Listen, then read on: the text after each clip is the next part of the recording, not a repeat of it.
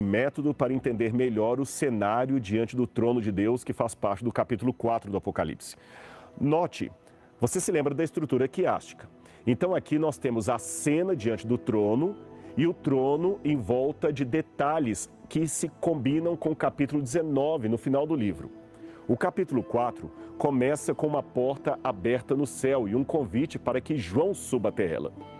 Imediatamente, achei-me em espírito e eis armado um trono no céu. E alguém estava sentado no trono. Apocalipse 4, verso 2. Alguns pensam que esta explanação indica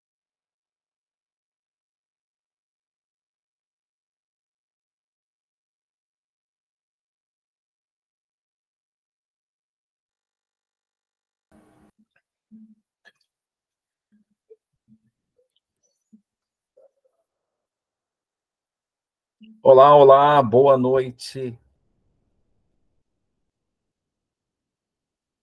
Boa noite. Oi, boa noite. Boa noite. Tô colocando as meninas para dormir, mas estou ouvindo aqui, tá? Tudo bem, Patrícia? Seja bem-vinda. Bruna, do outro lado, Adriana, Georgia, deu a mãozinha ali, tudo bem? Vamos orar, então, e vamos começar o estudo dessa noite? Todos prontos aí? Respeitando a pontualidade de vocês, né? E entrar, então, em Apocalipse, capítulo 4. Já abre a Bíblia aí, deixa Apocalipse 4 aberto, tá bom? E vamos, então, orar e iniciar. Ok? O pessoal vai entrando aqui, a gente já vai orando. Então, vamos lá. A Carla chegou, boa noite, Carla. Feche seus olhos, vamos orar. Amantíssimo Deus e Pai, nós queremos agradecer ao Senhor por mais um dia de vida, por mais esta noite tão agradável, onde podemos ter o privilégio de adentrar, ó Deus, na Tua palavra e poder ouvir o que o Senhor tem para dizer para nós nesta noite, através dos símbolos do Apocalipse. Abençoe a cada um aqui nessa noite, que nós possamos ser iluminados pelo Teu Espírito. Pedimos isso a Deus, não porque merecemos alguma coisa. Pedimos isto nos méritos daquele que revelou este livro, Jesus Cristo. No nome dele agradecemos. Amém. Amém. Amém. Vamos lá. Apocalipse capítulo 4, rapidamente, 30 segundos, só para entender. Estudamos Apocalipse 1, 2 e 3, e o Apocalipse 2 e 3 se concentrou nas 7 igrejas, onde entendemos, pelos símbolos ali apresentados, e por algumas investigações, que são períodos da igreja cristã na Terra que antecedem a volta, a segunda vinda de Jesus Cristo. Então, os moradores da Terra e os cristãos que aqui estão, viverão momentos onde a igreja passará por situações, circunstâncias, e há características que mostram como estará o comportamento destes cristãos antes de Jesus voltar. Terminamos com a última igreja, a 7ª igreja, onde estudamos através de Laodiceia, que é uma igreja morna, né? Uma igreja que não é nem quente nem frio. E aí, então, nós entendemos que temos que estar quente ou frio, né? Porque o morno vai ser vomitado da boca. E aí, então, João começa agora como se fosse uma espécie de série. Sabe quando a gente assiste a Netflix, tem os episódios, né? Então, agora abre um novo episódio dentro dessa saga, dessa série chamada Revelações de Jesus Cristo. Alguns de vocês já assistiram algum filme ou algum documentário, mas filmes eu acho que tem essa característica, e o filme já começa mostrando o fim, aí de repente fecha e começa a história mostrando tal, aí de repente no meio da história mostra um pedaço daquele fim de novo e volta, não é? Aí depois vai avançando a história do filme, a narrativa, e de repente vai abrindo, parece que janelas no meio do filme, para você ligar os fatos e entender todo o enredo e aonde você vai chegar aqui ao final. Apocalipse é mais ou menos isso, é uma visão que João tem de várias partes acontecendo, mas mostrando um enredo só, o começo e o fim, mas com pedaços, janelas dentro da sua visão. Tanto é fato isso que Apocalipse capítulo 4 começa assim, ó: depois destas coisas, olhei e vi. Olha lá, agora ele abre uma janela para ele ver alguma coisa que está acontecendo ou que tem conexão com aquele momento que ele estava vendo anteriormente. O que ele estava vendo anteriormente? A igreja de Laodiceia.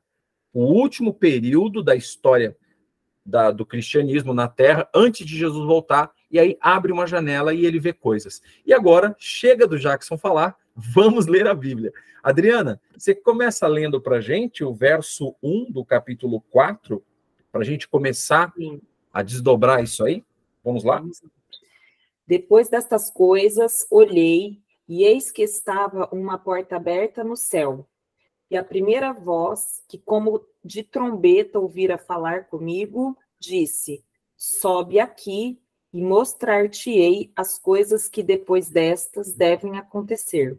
Olha que interessante. Então, veja bem, como eu falei para vocês, é como se fosse um desses filmes que tem uma história e, de repente, no meio da história, abre uma janela para você ver alguma coisa. E aqui, João, ele está se referindo, no começo dessa perícope, desse pedaço do texto em grego, ele diz assim, depois destas coisas, que coisas? Nós lemos a igreja de Laodiceia, no capítulo 3, foi ali do verso 14 ao 22, e ele vê ali neste período da igreja de Laodiceia, é onde abre uma porta, está uma porta aberta. E lembra onde nós vimos uma porta aberta? A primeira vez que nós vimos a sinalização de uma porta aberta foi na igreja de Filadélfia. Ali no capítulo 3 ainda, no verso 8, está escrito o quê? Pode ler para a gente, Patrícia, por favor. Apocalipse capítulo 3, no verso 8. Uhum. Conheço as tuas obras, eis que tenho posto diante de ti uma porta aberta, Aí, a qual olha ninguém aí, pode fechar. que ninguém pode fechar, sem que tenhas pouca força, entrando, guardaste minha palavra e não negaste o meu nome. Aqui está falando de uma igreja que foi decepcionada. Lembra que nós comentamos que na história da igreja cristã, houve um momento que os cristãos começaram a estudar as profecias e entender que alguma coisa estava para acontecer, e eles achavam que era a volta de Jesus, e eles erraram. Foi o movimento milerita, foi o movimento liderado por um padre chamado Manuel Lacunza, vários outros reformistas, metodistas, batistas, anglicanos, e vários líderes religiosos ali, no meio do século XIX, achavam que Jesus viria em 1844, e Jesus não veio. Mas deu a entender no texto que o que aconteceu, eles acertaram o evento, a profecia, mas erraram o lugar, né? Porque o que aconteceu é que essa porta não abriu aqui na terra, não houve uma santificação do santuário como a terra, mas algo aconteceu no céu. E aí nós vimos que, nesse momento para frente, essa oportunidade de salvação, de graça, ela se abre, ela já existia, mas abre agora uma nova fase do julgamento, ou do juízo. E é o que nós estamos vivendo agora. Por que que dá para entender isso? Lembra que nós estudamos na igreja de Filadélfia, e depois vimos ali em Laodiceia, que existe a porta do coração, que Jesus fala, eis que estou à porta e bato, capítulo 3, no verso 20, ok? Está tratando da igreja de Laodiceia. E há uma porta aberta que ninguém pode fechar, está na igreja de Filadélfia. Então, entre essas duas igrejas, é onde essa porta aberta que João vê. Então, o que está acontecendo aqui? Capítulo 4, verso 1, que a Adriana leu. Depois destas coisas, olhei e vi que estava uma porta aberta. É a mesma porta aberta, é a oportunidade de graça, de salvação, ainda está aberta a porta da graça. Anota isso aí, tá? É importante. Graças a Deus, viu, gente? Nós estamos aqui falando e ainda existe salvação para a gente e para toda a humanidade. Agora, a Bíblia fala que haverá um momento que essa porta vai se fechar. E para entender isso, nós estudamos no último encontro que tivemos um pouquinho do santuário, lembra? Havia o pátio, a entrada, a primeira porta chamava caminho, o acesso ao lugar santo, uma segunda porta que se chamava verdade, e uma terceira porta lá no santo, do santo para o santíssimo, que chamava-se vida. Quando Jesus esteve aqui na terra e disse para os judeus, que sabiam muito bem o que eram essas três portas, ele disse: vocês examinais as escrituras, julgais ter nelas a vida eterna, mas são elas mesmas que testificam de mim. E ele fala: eu sou o caminho, a verdade e a vida. Ninguém vem ao Pai senão por mim. Ele está dizendo que, no Evangelho de João, inclusive, ele está dizendo que o acesso à graça, à salvação, à eternidade é por meio dele, e não mais por meio de sacrifícios de animais, que foi encerrado essas cerimônias quando ele morre na cruz. Não a lei de Deus, mas as cerimônias que envolviam essa pedagogia, esse evangelho didático do Velho Testamento, isso se encerrou. E os judeus não queriam aceitar isso. E até hoje, né, alguns ainda não aceitam que o Messias veio. Aqui ele diz o seguinte: depois dessas coisas olhei e vi uma porta aberta. Aonde está essa porta aberta? Boa pergunta. É aqui na terra? Existe tabernáculo aqui? Existe santuário aqui? A gente tem que matar cordeirinho para o sacerdote entrar nas portas que estão abertas? Não. Então, João diz assim, ó, que ele ouviu uma voz. Como é que foi que você leu, Adriana? Repete para a gente o verso 1 novamente, para a gente entrar nesse... Peraí. Ouvira falar comigo, disse: sobe aqui e mostrar-te-ei as coisas que depois destas devem acontecer. Olha aí. Aí ele está falando assim: eu vou mostrar para você o que depois de tudo isso vai acontecer. Então, começa ali um período, a porta ainda está aberta, e agora começam a acontecer coisas. Verso 2, aí para a gente entender de forma literal e não mais simbólica, porque agora ele está explicando como isso aconteceu, essas visões. Pode ler para a gente, Patrícia, por favor? Verso 2. Imediatamente eu me achei em espírito, e eis armado no céu um trono, e no trono alguém sentado. Olha aí. A minha Bíblia, eu leio assim, na minha versão: imediatamente fui arrebatado em espírito. Lembra, nós lemos isso já, né? Lembra que no capítulo 1, no verso 10, do capítulo 1 de Apocalipse, diz ali que eu fui arrebatado em espírito no dia do Senhor. E nós já estudamos o que significa dia do Senhor, o que era o dia do Senhor para João, que era um judeu guardador do sábado. Era o dia do Senhor do sábado. E ele, aqui não sabemos se nesse capítulo 4, ele foi arrebatado no dia do Senhor. Mas aqui está dizendo que aconteceu o mesmo fenômeno. Ele foi arrebatado em espírito. E alguns textos eu já mostrei para vocês o que é ser arrebatado em espírito, né? Em Atos 10:10 fala sobre isso, né? Em Coríntios, Paulo fala que eu fui arrebatado no corpo, fora do corpo, não sei. Quer dizer, ele está dizendo que a mente dele, a consciência dele foi para algum lugar e ele viu coisas, ok? E ali Paulo fala o terceiro céu. Então, o que dá a entender? Dá a entender também aqui que João foi para o mesmo lugar. Ele foi para uma região que não era aqui. Ele não está vendo mais agora aqui a igreja de Laodiceia, a igreja de Filadélfia. Ele está indo para um outro lugar fora da terra. Queridos, olha, é magnífico hoje o que a gente vai estudar aqui. Eu quero que você preste bastante atenção, porque está gravando, tá? Depois eu posso mandar o vídeo para a gente ver, mas tem muitos pontos aqui que demoraria muito para explicar. E eu tenho 11 versículos para tentar mostrar para vocês a quantidade de coisas fantásticas que tem aqui. Então, ele foi arrebatado em espírito, e aqui tem o que ele começa a ver lá nesse lugar que não é aqui na Terra. Verso 3, a Bruna Torneiro, tá aí, Bruna? Você tá me ouvindo? Se puder abrir o áudio, Amanda também. Estou ouvindo. Ai, Bruna, que legal. Você tá com a Bíblia aberta aí, querida? Estou, aham. Que legal. Pode ler para a gente o verso 3, então? Sim. E o que estava sentado era, na aparência, semelhante à pedra jaspe e sardônica, e o arco celeste estava ao redor do trono e parecia semelhante à esmeralda. Olha que coisa linda. O que ele está vendo ali? Ele está vendo um ambiente rodeado de pedras preciosas, um lugar muito brilhante, e ele está vendo o que ali? Alguém assentado.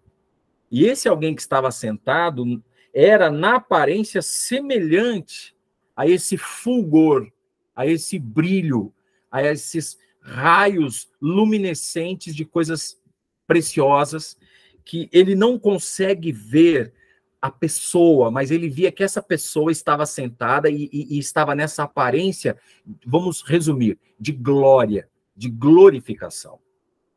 Ok? Se você se lembra que ele viu Jesus Cristo pela primeira vez ali em Apocalipse capítulo 1, e ele ficou com medo, porque ele não viu mais o Nazareno com os pés empoeirados, aqui na terra, o homem sofredor. Ele viu não o homem, ele viu o Deus homem.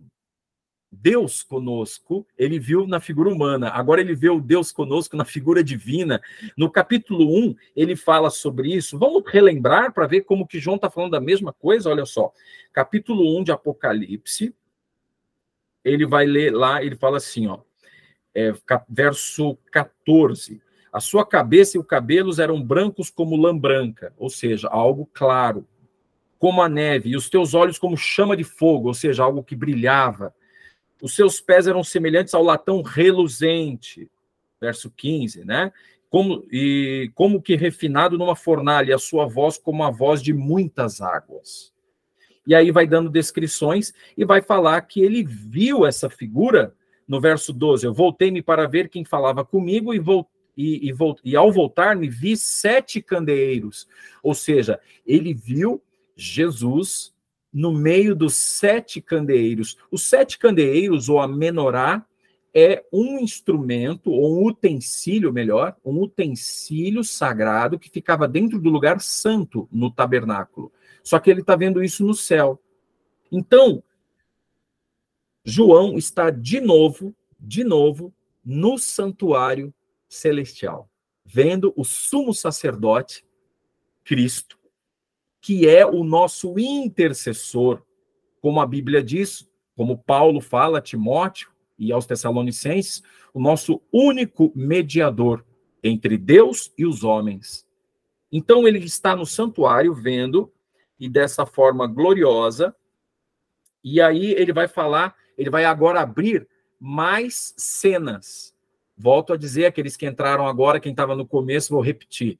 Imagina que você está assistindo uma série na Netflix, ou um filme, e o filme começa já mostrando o fim, e de repente o filme começa, fecha, e começa a mostrar a história, e aí no meio daquela história abre uma cena do futuro, aí depois fecha essa história, e começa a avançar a história, aí depois mostra uma cena do passado, para você ir entendendo o que está acontecendo. É isso que são as visões do Apocalipse. Por isso que o livro de Apocalipse não é um livro para você ler numa sentada. Você não lê um livro com começo, meio e fim, não é. É um livro de narrativas, de visões proféticas, que se você não tem a compreensão do Antigo Testamento, onde estão as chaves da interpretação profética, você fica viajando. E aí tem muita gente que vai estudar Apocalipse e viaja, desculpa a expressão um pouco chula, viaja na maionese, né? Essa é das antigas, viu? A juventude, quando eu falo isso, nem sabe o que eu estou falando. Mas o pessoal da minha época, isso 40 para frente, sabe. Viaja na maionese. Aí tem gente, eu sonhei e vi uma coisa. Não, calma aí, cara. Vê o que está na Bíblia primeiro, aí depois a gente vai ver se autentica ou não o que você sonhou. Porque a Bíblia tem as explicações. E é isso que a gente vai ver hoje. Então vamos lá, verso 4. Ele vai abrir uma questão aqui muito interessante. Adriana, lê para a gente o verso 4, por favor. E ao redor do trono havia 24 tronos, e via sentados sobre os tronos 24 anciãos vestidos de vestes brancas, e tinham sobre a cabeça coroas de ouro. Olha aí que interessante. Ele viu ao redor do trono 24 tronos. E aí 24 tronos, né? E ele viu assentado sobre os tronos, também 24 anciãos. Aqui ele não viu anjos e ele não viu seres especiais, ele viu homens, pessoas. E ele fala anciãos com a ideia de pessoas maduras, senhores, homens ou mulheres. Não fala mulheres, mas fala anciãos no masculino. Então, dá a entender que eram 24 homens. Então, nós temos que entender isso à luz da Bíblia. Quando você vai na Bíblia e procura fazer uma pesquisa séria para entender quem são esses 24 anciãos, você vai verificar que 24 anciãos eram, na verdade, 2 turnos de 12 pessoas. E isso existia onde? No tabernáculo do Velho Testamento. Existia, para exercer o ofício sacerdotal no santuário aqui na Terra, quando você estuda essas coisas, lendo a Bíblia e entendendo isso daí, você percebe que, inclusive na época de Davi mostra, organiza os serviços da tenda, do tabernáculo, né, que ainda não era o templo foi inaugurado pelo filho dele, Salomão, e no templo também acontecia isso. Existiam os sacerdotes que oficiavam no período da manhã e os que oficiavam no período da tarde. Então eram 2 sacerdotes, um fazia de manhã e um fazia à tarde, e a cada mês do ano eram 2. Se tem 12 meses, eram 24 homens que faziam esse serviço do santuário. Ou seja, eles eram sacerdotes, eles também participavam dos serviços religiosos, né? Só que aqui ele está tendo uma visão no céu de um ser que foi entronizado na forma humana, ou seja, o próprio Jesus Cristo, e agora ele vê outros seres humanos, Mas aí isso quebra a nossa cuca para uma situação interessante. Mas, Jackson, tem alguém lá já no céu? Porque lembra que nós estudamos que aqueles que morrem não vão para lugar nenhum. Ficam num estado de inconsciência e só vão subir para o céu quando na ressurreição, a Bíblia fala isso, Paulo fala isso, Jesus falou sobre isso, né? Daniel fala sobre isso.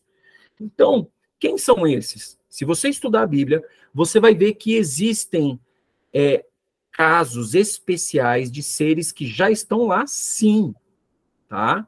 Primeiro, qual é a primeira pessoa que temos registros na Bíblia de que foi o primeiro que subiu em vida, nem conheceu a morte, foi trasladado? Eu vou pedir a participação aqui de vocês agora, porque agora vai virar meio que um quiz. Vamos fazer um concurso aqui, só para ver o conhecimento de vocês. A Adriana fez... Calma, Adriana, não vou pôr você na parede, tá? Doutora Adriana hoje não vai ser exposta, vai ter que fazer uma sustentação oral aqui, tá? Fica tranquila, advogada. Né? Mas olha, eu vou abrir Patrícia, a Daílma, a Amanda, a Georgia está sem microfone, ela já falou para mim que não pode. Carla, se quiser também, a Bruna. E aí, vocês querem dar um chute? Quem foi a primeira pessoa que a Bíblia registra que foi para o céu? Está lá no céu. Ó, silêncio, hein? O medo de chutar está errado. Vai, Patrícia, chuta. Não sei, profeta Elias? Elias. Ô, Carla, ó, a Carla participou. Eu não consegui abrir o microfone. Não, tudo bem. Mas, ó, já vou dizer que vocês acertaram que o Elias está lá no céu. E outra... Não foi o primeiro. Parabéns aí, Mas olha só, mas ele não foi o primeiro. Tá? A Georgia falou Moisés. O Moisés foi, só que o Moisés morreu, e sabemos lá no livro de Judas que ele foi ressuscitado, Satanás queria o corpo dele, mas Deus ressuscitou, repreendeu ele e levou ele para o céu. E a prova de que Moisés... Eu ia falar Moisés, mas eu vou ficar quieto, porque vai ter Enoque. Opa, quem falou Enoque? Enoque. Lucy. Carla e Lucy, parabéns! Então, Enoque. Parabéns, Carla e Lucy acertou. Olha, Adriana, vocês sabiam dessa, Patrícia? Enoque, no Velho Testamento. Vamos lá dar uma lidinha? Vai, abre lá em Gênesis, primeiro livro da Bíblia. Olha só. Lá em Gênesis, no primeiro livro da Bíblia, você tem lá no capítulo 5, capítulo 5, né? Você tem o verso 23 e 24. Lê para a gente, Amanda Marrano, você está com o microfone aberto aí, Amanda? No 24, né? Pode ler, Patrícia. Lê você, Patrícia. O 24, é isso? É o capítulo 5, verso 23 e o 24, por favor. Tá. Todos os dias de Enoque foram 365 anos. Andou Enoque com Deus e já não era, porque Deus o tomou para si. Olha que bacana. E olha que coisa curiosa, uma coisa assim, só para a gente pensar, tá? Enoque foi o primeiro que subiu.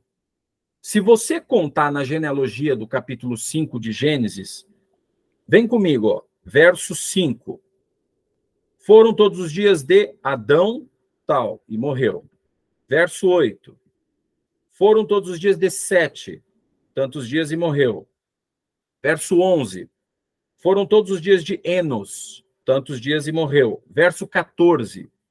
Foram todos os dias de Cainã, e morreu. Verso 17. Foram todos os dias de Maalael, e morreu. Verso 20. Foram todos os dias de Jared, tantos dias e morreu. Quem está acompanhando a Bíblia viu isso. E no verso 22 fala assim, andou Enoque com Deus, depois que gerou a Matusalém, tantos anos, e viveu tanto, e o texto que a Patrícia leu. Mas não fala que ele morreu, fala que Deus para si o tomou. Quantas pessoas eu contei aqui na genealogia? 7. Olha que coisa curiosa. E é Gênesis, não é Apocalipse. Gênesis fala que 6 e o 7º não fica, o 7º vai, sobe. Olha que coisa curiosa. Quer mais uma coisa curiosa? O Matusalém, que é o filho de Enoque, o nome dele significa quando ele morre, o dilúvio vem. Que ele morre exatamente no mesmo ano do dilúvio. Só que ele tem um filho chamado Lameque. O Lameque morre antes do pai. Antes do fim do mundo, o filho morre. Olha que coisa interessante. Deus, o Pai, manda um filho para morrer antes de terminar com a história da humanidade. Quer mais coisas? Olha como Apocalipse e Gênesis tem muita coisa. Você vai lá para o verso 30, ó. Viveu Lameque depois que gerou a Noé 595 anos, gerou filhos e filhas. Verso 31, foram todos os dias de Lameque 777. Lá no Apocalipse você tem o 666, antes de acabar a humanidade. No Gênesis você tem o 777, antes de Deus executar juízo sobre a história da humanidade. E olha que coisa interessante, existem 7 igrejas, ou 7 períodos da igreja cristã. A 7ª, ela sobe, ela não fica, porque ela vai compor a nova Jerusalém no céu. Então, vamos fechar aqui, é muita coisa maravilhosa. Voltemos para Apocalipse capítulo 4, para você ver como que as coisas vão se fechando dentro da visão de João, com as revelações que Jesus está dando para ele. Então, aqui fala que houve 24 tronos e 24 anciãos assentados no trono. Beleza. Ah, Jackson, sai dessa agora, então. O problema é teu, né, Jackson? Se vira. Tem 24 tronos, aí são 24 seres humanos. Você falou do Enoque, você falou do Moisés, tem o Elias. É verdade. Tá faltando quanto para 24? Falta 21 pessoas aí, né? E aí, como é que a gente sai dessa? Simples. A própria Bíblia tem uma revelação maravilhosa. Lembra que quando Jesus morreu na cruz do Calvário, houve trevas, escureceu, houve um terremoto. E agora eu quero que você abra a Bíblia para ver se o que eu estou falando está ou não está na Bíblia. Vá lá em São Mateus, capítulo 27. Enquanto você encontra aí São Mateus 27, eu vou bebendo uma água aqui.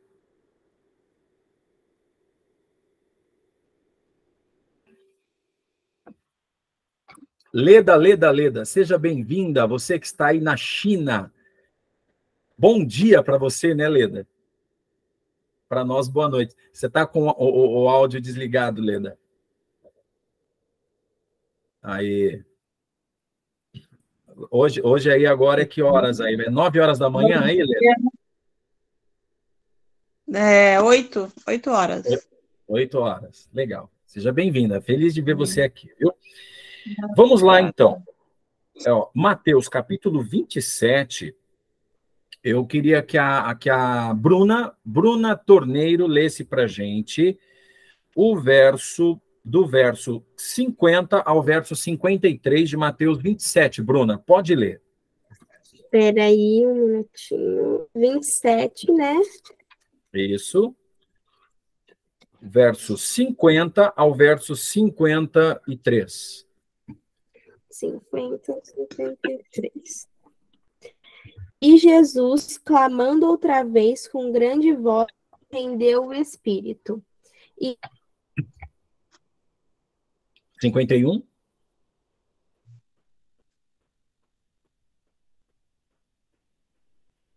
Opa, tá sem áudio. voltou? Voltou, Bruna. Pode ler. É o 50, 51, 52 e 53. Pode ler, Bruna. Tá, onde que eu parei ou não foi nada? Não ouvimos nada. Ah, tá, então vou começar de novo.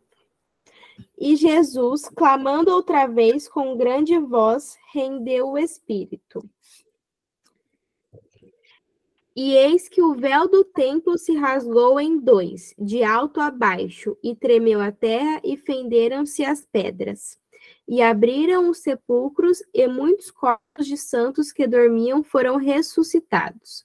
E saindo dos sepulcros, depois da ressurreição dele, entraram na cidade santa, e apareceram-se a muitos. Olha que coisa incrível. Gostou dessa, Carla? Gostei. Que legal, né? Então, o que acontece? A Bíblia não nos deixa no escuro quando Jesus dá uma luz, ok? E olha, a luz está na própria crucifixão de Jesus. Ali, e olha que coisa incrível, esses daí, eles com certeza eram homens, mulheres, pessoas santas, que quando Jesus morre, a semente é lançada na terra, não está na profecia do Velho Testamento, essa semente morre e vinga a vida. Ok? Jesus deu uma demonstração em vida antes de morrer, fazendo a ressurreição de Lázaro. E agora ele deu uma demonstração poderosa de que a morte dele gera vida. E aí esses mortos, que a Bruna leu, verso 52, abriram-se os sepulcros e muitos corpos de santos que dormiam ressurgiam. Agora, olha que coisa incrível tem aqui. Presta atenção nisso que eu vou falar. Olha só. Verso 53. E saindo dos sepulcros, depois da ressurreição de Jesus, entraram na cidade santa e apareceram a muitos. Então, note, Jesus morreu quando? Jesus morreu numa sexta-feira à tarde, sexta-feira da paixão, às 15 horas da tarde. Jesus, o último suspiro. Aí, José de Arimateia, autorizado por Pilatos, tira o corpo dele antes do pôr do sol da sexta, porque era sábado. O corpo de Jesus descansa no sepulcro de José de Arimateia, mas nos sepulcros onde estavam essas pessoas, elas ressuscitaram na hora que Jesus morreu.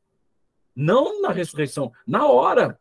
Só que elas não saíram da sepultura até que o corpo de Cristo descansasse no sábado. Depois que o corpo de Cristo descansasse, quando Jesus ressuscita, aí eles aparecem junto com Jesus Cristo, a muitos, a Bíblia fala. Então eles são testemunhas santas, que hoje estão representando a humanidade que será ressuscitada pelo poder que há no sangue de Jesus. Dá para entender isso? Olha quanta coisa maravilhosa aqui.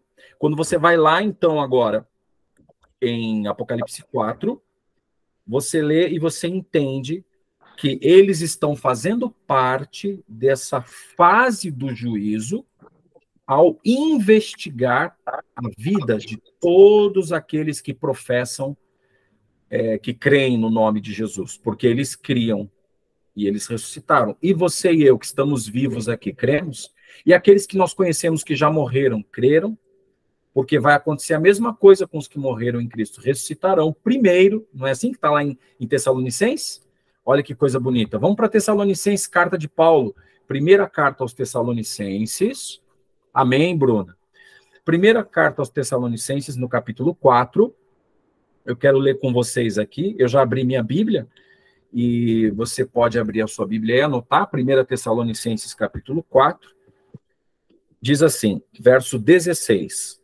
Pois o mesmo Senhor descerá do céu com brado, a voz do arcanjo, ao som da trombeta de Deus. Agora é a segunda vinda, tá? Quando Jesus estiver voltando. Ao som da trombeta de Deus, os que morreram em Cristo ressurgirão primeiro. Depois nós, os que ficarmos vivos, seremos arrebatados juntamente com eles nas nuvens para o encontro do Senhor nos ares. Você vê que tudo que Deus faz, existe ordem, existe decência, existe conceito. Eles não saíram do sepulcro antes que Jesus ressuscitasse.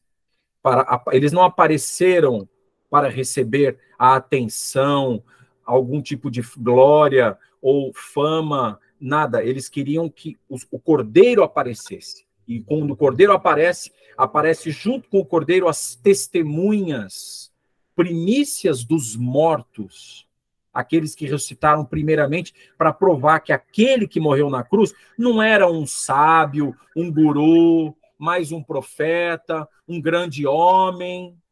Ali não estava mais um Buda, mais um Gandhi, mais um grande mago. Não, ali era o Filho de Deus, aquele que é o doador da vida.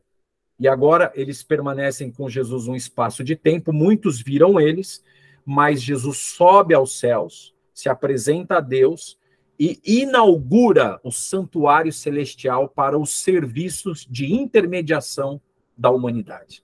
Olha que coisa maravilhosa, né? Lembra quando Jesus ressuscitou, a mulher foi tocar em Jesus, o que Jesus falou? Carla, o que Jesus falou para a mulher quando ela foi tocar ele? Opa, deixa eu abrir aqui. Isso. Né, que não tocasse porque ela não era digna, não era pura. Essa que você quer? Não, não foi essa. Quando Jesus ressuscitou, Carla, Maria, não sabemos se era Maria Madalena. Madalena. Ela foi tocar, Jesus falou, mulher, não me toques ainda, porque não fui... como é que se diz? Isso. Não foi ao pai, né? Agora me faltou a palavra ascendente, não, como é que é? Tem uma palavra. Não me toques, porque não subi ao pai ainda. Né? Então, quando Jesus, agora da forma imaculada, perfeita e ressurreta, ele sobe primeiro para inaugurar, depois ele volta, aí ele aparece para os discípulos, Tomé, que duvidava, pode tocar nele, ele comeu até um peixinho na praia junto com os discípulos, mas tudo bem agora, mas ele foi primeiro inaugurar o santuário celestial no céu, e depois ele voltou. Nesse espaço de tempo, que Jesus ficou 40 dias aqui, depois de ressuscitado, tá? Ele subiu ao céu, se apresentou, voltou. Esses 40 dias antes do Pentecostes, da assunção, da ascensão dele, que está em Atos capítulo 1, ali Jesus, eles viram só Jesus indo para o céu. Lembra? Está em Atos 1, vamos dar uma olhada? Vamos lá para Atos capítulo 1. Eu acho que é legal a gente ver tudo isso que eu estou falando na Bíblia. Eu me empolgo, eu começo a sair tagarelando aqui, tem que mostrar, né? E aí vocês, por favor, quando vocês quiserem, levanta a mão e fala, Jackson, onde está isso? Mostra isso, tá? Que aí eu... Porque eu acho... Atos capítulo 1, tá? No verso 9, 10 e 11, eu leio assim, vou ler rapidamente, tá? Depois que lhes disse isto, vendo eles, foi elevado às alturas, e uma nuvem o recebeu, ocultando-o aos seus olhos, e estando eles com os olhos fitos no céu, enquanto ele subia, de repente, junto dele se puseram 2 homens vestidos de branco, os quais lhes disseram: varões galileus, por que estáis olhando para o céu? Esse Jesus que dentre vós foi recebido em cima no céu, há de vir, assim como para o céu ouvistes ir. Isso aqui aconteceu no 40º dia que Jesus esteve aqui.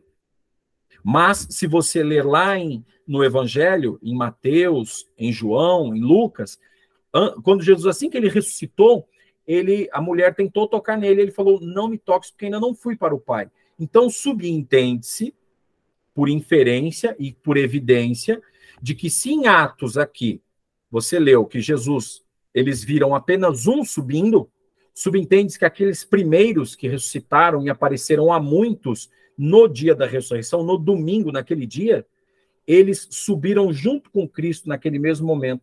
Só Jesus voltou, eles ficaram lá, junto com Moisés, Enoque e Elias, e Jesus ficou 40 dias aqui. Depois Jesus sobe sozinho e os discípulos vêm ele sozinho. Entendeu? Tranquilo? Vamos seguir? Vamos avançar?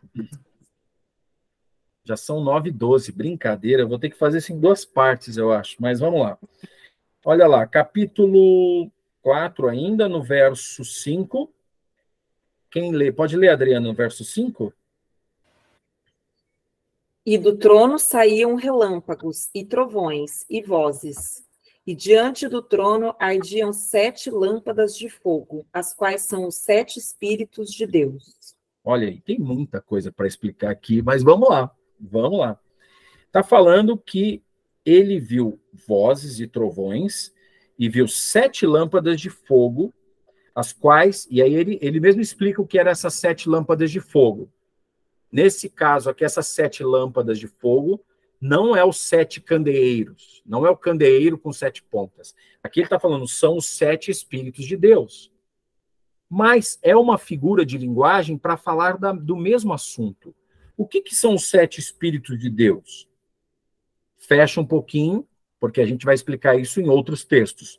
Vamos ler o verso 6 agora. Pode ler, Adriano, o verso 6 também, por favor. E havia diante do trono um como mar de vidro, semelhante ao cristal, e no meio do trono e ao redor do trono, 4 animais cheios de olhos por diante e por detrás.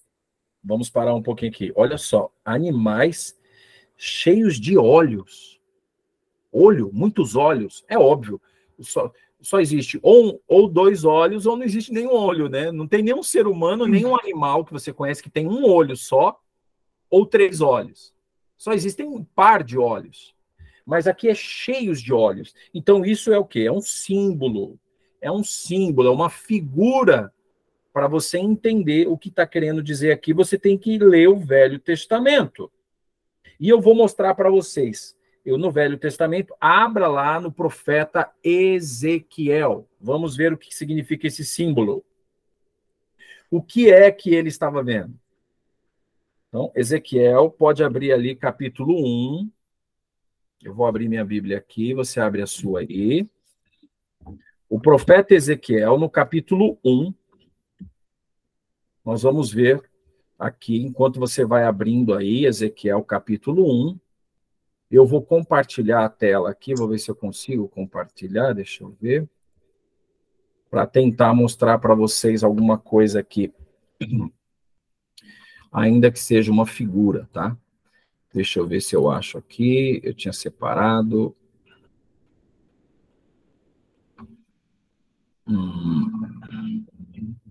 Isso. Dá para vocês verem esse vídeo aqui? É um negócio meio tenebroso, mas eu acho que vai dar para ver. Espera aí. Dá uma olhadinha nessa imagem aí.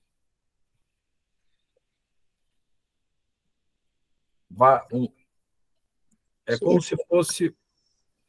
tentaram fazer isso de uma forma teatral, com computação gráfica, mas seria um ser cheio de olhos, tá vendo? Uma coisa mais ou menos ilustrativa, só para a gente, eu mostrei rapidinho. É lógico que isso é apenas uma imagem, né? Mas vamos agora tentar entender o que é isso à luz da Bíblia. É um símbolo, né? No capítulo 1 de Ezequiel, diz assim, olha só como parece que o Ezequiel, há quase 600 anos antes de Cristo, ao ter uma visão, ele a relata de forma parecida à de João. Como é que ele fala aí no verso 1? Pode ler, Adriana. E aconteceu no 30º ano, no 4º mês, no dia 5º do mês, que estando eu no meio dos cativos, junto ao rio Quebar, se abriram os céus e eu vi visões de Deus. Olha lá, se abriu o céu, eu vi visões de Deus. E aqui tem uma coisa interessante, ó. Verso 3. Veio expressamente a palavra do Senhor a Ezequiel. Quer dizer, agora ele ouvia a voz de Deus falando com ele. E aí, o verso 5. Pode ler o 5, Adriana. E no meio dela saía a semelhança de 4 animais, e esta era a sua aparência. Tinham a semelhança de um homem. 6. E cada um tinha 4 rostos, como também cada um deles 4 asas. E os seus pés eram pés direitos, e as plantas dos seus pés como a planta do pé de uma bezerra, e luziam como a cor de cobre polido. Ou seja, ele está vendo várias coisas que na visão dele são coisas brilhantes e se movimentando. Muita coisa se movimentando ao mesmo tempo. Eu vou direto ao texto ali, leio o verso 18 agora. Essas rodas eram tão altas que metiam medo, e as 4 tinham as suas cambas cheias de olhos ao redor. Olha lá, ele está vendo um monte de olho também em volta dessas coisas que estão se mexendo. Ele está falando que tem rodas, ou seja, vai para frente, vai para trás, vai para cima, se mexe. E aí ele vai falar ainda no verso 13, leia o verso 13, Patrícia. Estou pegando vocês aqui, hein? Então, quem está com a câmera aberta, eu estou vendo se está prestando atenção. Quem não está com a câmera aberta, se eu mandar ler, vai me dar um migué, mas tudo bem. Não, eu estou com a Bíblia assim. Estou brincando, Carla, fica tranquila. Carlinha às vezes está deitadinha lá. É que eu estou de pijama, por isso. Eu sei. Fica calminha aí. Minha mãe também, às vezes está com a luz apagadinha, só assistindo, numa boa. Vamos que vamos. Vamos aproveitar essa noite. Pode ler, Patrícia. Tá. O aspecto dos seres viventes era como carvão em brasa, a semelhança de tochas. O fogo corria resplendente por entre os seres, e deles saíam relâmpagos. Verso 14 agora. Os seres viventes zigue-zagueavam à semelhança de relâmpagos. A minha fala zigue-zagueavam, ou saindo e voltando, indo e voltando, à semelhança de um raio, na tradução. E agora olha que coisa curiosa. Verso 6. Pode ler, Adriana, o verso 6 e o 7. E cada um tinha 4 rostos. É aqui mesmo, do 1, né? É só o 6, esse aqui é 1, 6. Cada um tinha 4 rostos, como também cada um deles 4 asas. Isso. Aí o verso 10 agora, para terminar. E a semelhança do seu rosto era como o rosto de homem, e a mão direita, todos os 4 tinham rosto de leão, e a mão esquerda, todos os 4 tinham rosto de boi, e também rosto de águia, todos os 4. Olha só. Boi, leão, homem e águia. Agora você vai falar assim, Jacques, agora confundiu tudo, cara. E falta 10 minutos para você terminar e tem muita coisa. E agora, Patrícia? Gente, presta atenção aqui para a gente entender uma coisa muito, muito louca e muito maravilhosa. Esses 2 profetas, tanto João quanto Ezequiel, eles estão no céu vendo o trono de Deus. Eles não sabem descrever da forma humana o que eles estão vendo, então eles dão figuras humanas, figuras terrestres, figuras da fauna, da flora, do que eles entendem de luz, de raio, de brasa. Imagina que você é um índio, você nunca saiu da mata, aí você veio uma vez para a cidade de São Paulo, capital, foi perto do aeroporto, e agora levaram você lá para Manaus, lá para tribo não sei o quê. E o que você viu? Como é que foi? Cara, tinham libélulas gigantes com pessoas em cima delas. Ele está falando de helicóptero. Só que ele não sabe o que é helicóptero. Aí ele vai falar sobre, sei lá, entendeu? Então, ele está falando o que ele está vendo, e Deus permite a falível linguagem humana para descrever a infalível preciosidade divina. O que está acontecendo? No trono no céu, ele está vendo vários anjos, muitos anjos, muita luz, muito brilho. E você imagina, o que ele está vendo é exatamente isso que eu vou te explicar aqui agora. Vou tentar usar uma analogia. Você já assistiu às Olimpíadas e a abertura das Olimpíadas, dos Jogos Olímpicos? A gente sempre quer assistir porque sempre tem uma coisa nova, uma coisa espetacular, alguma coisa diferente. E normalmente nos Jogos Olímpicos, eles fazem coreografias com muitas pessoas, milhares e milhares de pessoas que treinaram, e aí eles fazem o movimento do corpo, e aí mostram um animal, e de repente faz um movimento e mostra a bandeira do país. Você está entendendo? Uma coreografia de abertura.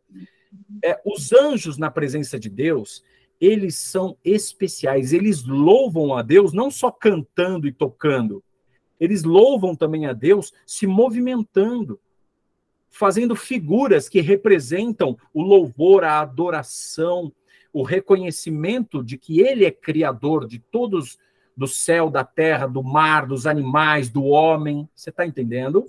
Então, Ezequiel, ele tem uma visão do que a gente pode chamar de uma grande coreografia angelical no trono de Deus, em louvor àquele que é digno e merecedor destas coisas. Tanto é que ele fala dos seres viventes, mas ele cita em Ezequiel querubins, anjos. Depois você leia o capítulo 1 de Ezequiel, lição de casa, para você ver isso. O João, ele dá uma pincelada nisso só. Mas ele mostra, olha só se João não está falando da mesma coisa. Vem comigo, leia agora o verso, você leu o verso 6, né, Adriana? Leia o verso 7 agora. E o primeiro animal era semelhante a um leão, e o segundo animal semelhante a um bezerro. E tinha o terceiro animal o rosto como de homem, e o quarto animal era semelhante a uma águia voando. Ele está falando dos mesmos animais de Ezequiel. Ou seja, ele está no mesmo lugar que Ezequiel esteve. Ele está vendo Deus sendo digno de adoração, sendo adorado, e os anjos representando as formas terrestres que o Deus Criador criou, que esses seres caíram, e Deus agora, através de Cristo, os resgatou, os redimiu. E aquele que está sentado no trono, ele mostra isso ainda com figuras, testemunhas daqueles que já ressuscitaram, e os anjos mostrando figuras de seres da terra, tanto o homem quanto os animais. Tá? Mas o que seriam, então, os 7 Espíritos de Deus? O verso 8 vai falar assim, ó, os 4 seres viventes tinham, cada um, 6 asas, e ao redor e por dentro estavam cheios de olhos. Não descansam nem de dia nem de noite, dizendo o quê? Santo, Santo, Santo é o Deus, o Senhor, o Todo-Poderoso, aquele que era, e que é, e que há de vir. Olha que coisa maravilhosa. Santo, Santo, Santo. Ali, João teve o privilégio de estar na presença do Pai, do Filho e do Espírito Santo. João teve o privilégio de ver todos os seres angelicais louvando e adorando o Deus homem, o Deus que se fez homem. Então, até então, esses anjos não faziam isso, porque não existia a figura humana em Deus. Mas agora há a figura humana em Deus, e não só há, ela permanecerá eternamente assim. Ou seja, o Filho vai ficar na forma humana para sempre, por amar a humanidade de tal maneira. E a posição da humanidade perante o universo será uma posição superior agora, por conta desta representação de amor máximo da divindade, ao dar a vida pela criatura e resgatá-la. Então aqui nós vemos um uma porta que foi aberta, mostrando a graça de Cristo, mostrando como ela é perfeita, como ela é plena e como ela é eterna. E Deus está falando, eu espero vocês aqui também. Quando a gente lesse isso daqui, era para a gente entender, olha, eles estão aqui já, mas vocês também virão. Assim como o meu profeta, o meu servo João, já teve até uma visão aqui. Eu quero que vocês agora, ao lerem o Apocalipse, que é a revelação de Jesus Cristo, entendam que eu quero vocês também comigo. E aí o verso 10, como é que está escrito assim? Após toda essa cena de adoração, e quando o Cordeiro se apresenta, o que acontece aqui? Quando Deus Pai aceita a adoração, o que acontece aqui no verso 9? Pode ler para a gente, vou pedir para a Carla, não vai conseguir, que está escurinho lá, né? Não, estou no claro. Ler, Carla? Eu estou seguindo a Bíblia, eu estava no escuro quando eu entrei só. Ai, desculpa, minha querida. Lê para a gente. Lê então, Carlinha, o 9 e o 10. Quando esses seres viventes derem glória, honra e ações de graça ao que se encontra sentado no trono, ao que vive pelos séculos dos séculos, os 24 anciãos prostrar-se-ão diante daquele que se encontra sentado no trono, adorarão o que vive pelos séculos dos séculos e depositarão as suas coroas diante do trono, proclamando: Tu és digno, Senhor, e Deus nosso, de receber a glória, a honra e o poder, porque todas as coisas tu criastes. Sim, por causa da tua vontade, vieram a existir e foram criadas. Coisa maravilhosa, né, gente? Maravilhoso. Algumas Bíblias colocam no passado, algumas Bíblias, como a da Carla, colocam no futuro. Perceberam? Sim. A maioria das Bíblias está no passado, a tradução correta é no passado. Por quê? Porque isso já ocorreu ali, naquele exato momento. Não vai acontecer isso algum dia, isso já aconteceu. Olha só, quando os seres viventes davam glória, o João está vendo isso, honra e ações de graça ao que estava sentado sobre o trono, e quem estava sentado sobre o trono? O próprio Deus, o Pai, né? E ao que vive para todo sempre, os 24 anciãos prostravam-se diante do que estava sentado sobre o trono e adoravam ao que vive para todo sempre e lançavam as suas coroas diante do trono, dizendo: eu vou dar uma poesia sem forçar o texto. Essas coroas nas nossas cabeças não nos merecem. Sem nosso Deus, tu és digno. Aqui estão as coroas. Você colocou na nossa cabeça, mas a gente não merece. É ele que merece. A gente não é nada. A gente está aqui, a gente ressuscitou por ele. Está entendendo? E eles colocam ali no pé de Jesus, adoravam o Pai, né? E ao que vive para todo sempre, lançavam suas coroas de trono, dizendo: digno é, Senhor, nosso Deus, Deus nosso, de receber a glória, a honra, o poder, pois tu criaste todas as coisas e por tua vontade existem e foram criadas. O que é isso aqui? Adoração verdadeira, de coração aberto ao Criador dos céus e da terra. A pegada em Apocalipse, meus queridos, eu já vou terminando aqui já, é dizer para você e para mim que antes de Jesus voltar, ele vai exigir adoração verdadeira ao Criador. Não há como nós falarmos que adoramos se não o obedecemos, o honramos. E isso envolve questões que estão ligadas à nossa fidelidade ao Criador. Nós temos os 4 evangelhos que foram escritos para narrar a história daquele que nos salvou. É um relatório detalhado do que Cristo fez por nós. E eu estava estudando este assunto, ouvindo alguns teólogos explicando o que seria, então, o homem, o leão, o boi e a águia. E alguns teólogos dizem e desenvolvem uma tese muito interessante, uma dissertação que sustenta muito bem o apoio do evangelho nesta que eu vou explicar para vocês agora. Quando João escreve o Apocalipse, vocês têm que entender que quem está dando a revelação para ele é Jesus na ilha de Patmos.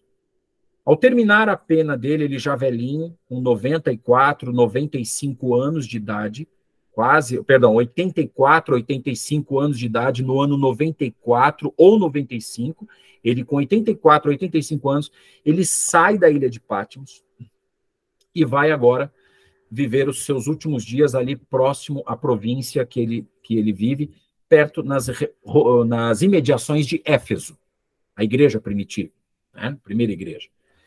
E ele percebe que as pessoas já estavam tendo confusões sobre o caráter de Jesus Cristo, se Jesus era Deus ou não era Deus. Por isso que ele fala da doutrina dos nicolaítas, que vinha confundindo a cabeça das pessoas em relação à divindade, ele ser filho de Deus ou não. E ele vai, então, aí ele começa a escrever o Evangelho de João. Então, ao contrário do que muitos imaginam, o Evangelho de João foi escrito depois do livro do Apocalipse. Porque ele quis deixar um evangelho com uma característica muito clara. Abra João capítulo 1. Vamos relembrar isso e eu já vou terminando. Ele quer mostrar para a humanidade, para os cristãos daquela época, que Jesus, ele não tinha dúvidas. Ele foi o último discípulo a morrer, né? O apóstolo. Ele fala no verso 1, capítulo 1, verso 1. Como é que está escrito aí, Adriana? No princípio era o verbo, e o verbo estava com Deus, e o verbo era Deus. Olha aí. Verso 10 agora. Estava no mundo, e o mundo foi feito por ele, e o mundo não o conheceu. Agora lê o verso 3. 3. Todas as coisas foram feitas por ele, e sem ele nada do que foi feito se fez. Jesus é o Criador, queridos. Quando ele nos faz a imagem e semelhança deles, a parte da divindade que é escolhida para representá-la é o Filho.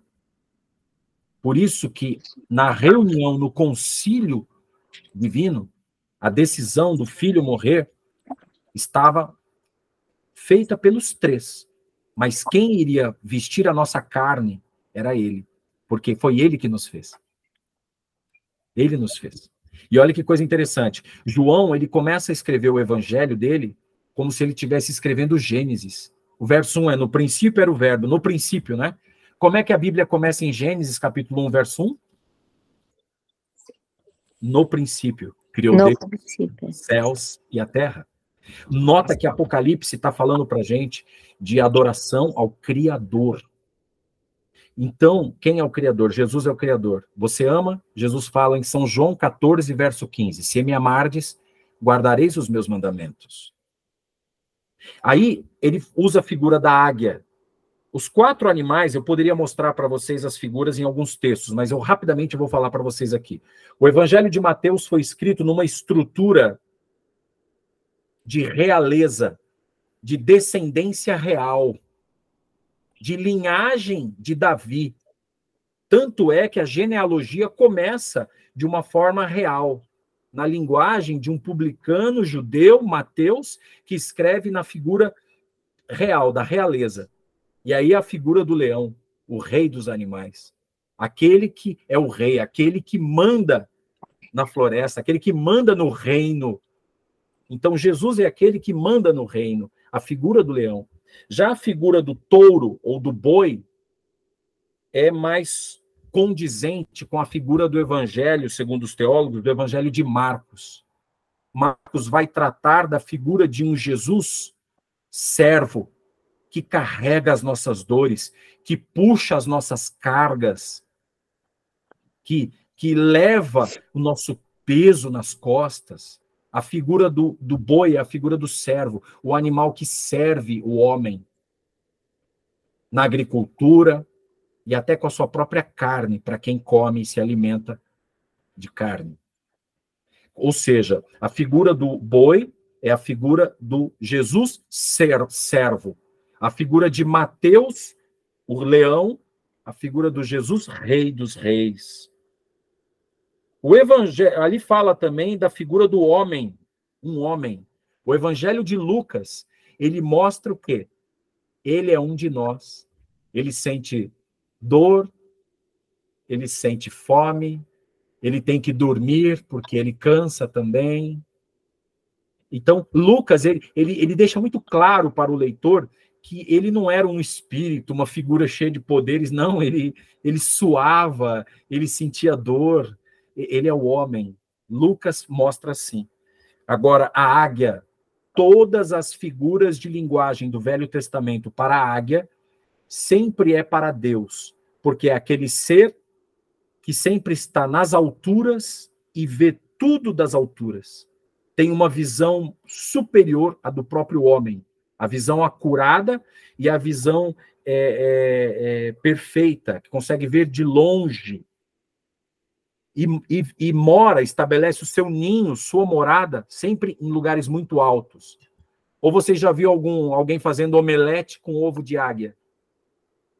Tenta achar um ovo de uma águia. No alto, do alto, do alto, do alto. Eles, né? E a águia, ela tem essa figura. Então, o Evangelho de João é a figura de Jesus divino. Jesus que vê a gente lá de cima. Essa é uma simbologia a partir de alguns textos que a gente vê esses animais representados assim. Agora, se você quer estudar um pouquinho mais isso, você vai ficar curioso de saber que a disposição das tribos de Israel no Velho Testamento era ao redor do santuário. E ao redor do santuário, assim como os 24 anciãos, representando 12 de cada turno, estavam ao redor do trono, na terra, no tabernáculo, existiam 3 tribos ao norte, 3 tribos ao sul, 3 tribos ao leste e 3 tribos a oeste. Essas 3 tribos, elas tinham uma unidade entre elas e elas tinham uma bandeira. Essa bandeira era um bandeirim que era fincado do lado do norte, do sul, do leste e do oeste. E o que é que tinha na figura dessas bandeiras? O homem, a águia, o leão e o boi. A águia, o leão e o boi. Isso. E por quê? Eram os reinos, não? Aquelas tribos... Eram elas tinham... as tribos, né? Isso, as tribos, Carla. Eu vou mostrar essa imagem, me cobrem no próximo encontro, terça-feira. Eu vou mostrar essa imagem para vocês entenderem. Eles tinham a lealdade de representar o Messias que viriam na forma do servo, na forma do sacerdócio, da divindade, na forma da realeza, a descendência de Judá, os reis, e na forma do homem, né? Na forma humana de ser do Cristo. E eles tinham suas funções ao trabalharem. Porque a gente fala assim, é só os levitas? Não, todos eles tinham funções. Tinham tribos que carregavam as tendas, as madeiras para armar, tinham tribos que protegiam como soldados, tinham tribos que... Então, eles tinham funções. E eles, quando era um dia de adoração, era muito bonito, que isso tudo era feito em volta do tabernáculo, no dia da expiação, no dia do julgamento do Yom Kippur, aquela uma vez ao ano, onde o sumo sacerdote, o sacerdote entrava no caminho, no caminho, na verdade e na vida, e saía de lá falando que eles haviam sido aceitos pela graça de Jesus. Então, o que João está vendo lá no céu é isso, feito pelos anjos e pelos homens que já lá estão, ok? E agora nós vamos entrar no próximo encontro, no livro Selado e o Cordeiro, no capítulo 5. Eu estourei 10 minutinhos aqui, eu não queria ter feito isso, mas se eu não fizesse, a gente ia ficar ali com o capítulo faltando, né, explicação. Então, eu acho que ninguém tem perguntas, espero que alguém tenha alguma pergunta, já é 9h40. A gente tem uma pergunta, a gente responde se souber também. Se eu não souber, eu vou falar, não tenho perguntas. Ok? Então, tudo bem. Vamos orar, vamos nos despedir, né? E vamos agradecer a Deus por mais essa iluminação do Espírito Santo para nós nessa noite. Amém. Eu vou pedir, por favor, aqui, se puder... Adailma, você está com o microfone aberto? Se puder orar para a gente.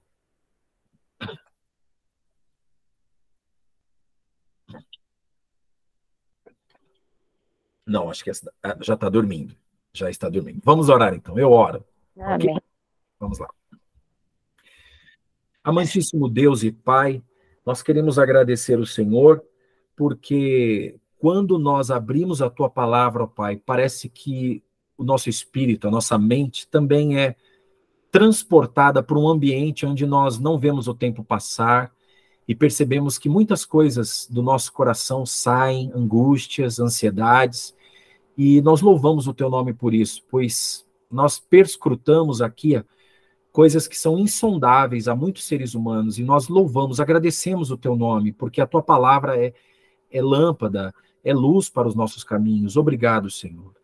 Continue abrindo a nossa mente, Pai, para entendermos quais são as Suas mensagens para a nossa vida prática no dia a dia, e que nós possamos fazer planos para Te servir, Te obedecer e Te amar em espírito e em verdade, assim como os anjos fazem, e assim como essas testemunhas estão já no céu fazem, e assim como muitos servos e servas Teus fazem aqui na terra. Nos ajuda a sermos fiéis, adoradores do Deus verdadeiro, Criador dos céus e da terra, e que naquele dia, pouco antes da Tua vinda, possamos ser achados pela graça de Cristo e pela glória que há no poder do sangue de Jesus, sermos achados dignos, em pé, empoderados pelo Espírito Santo.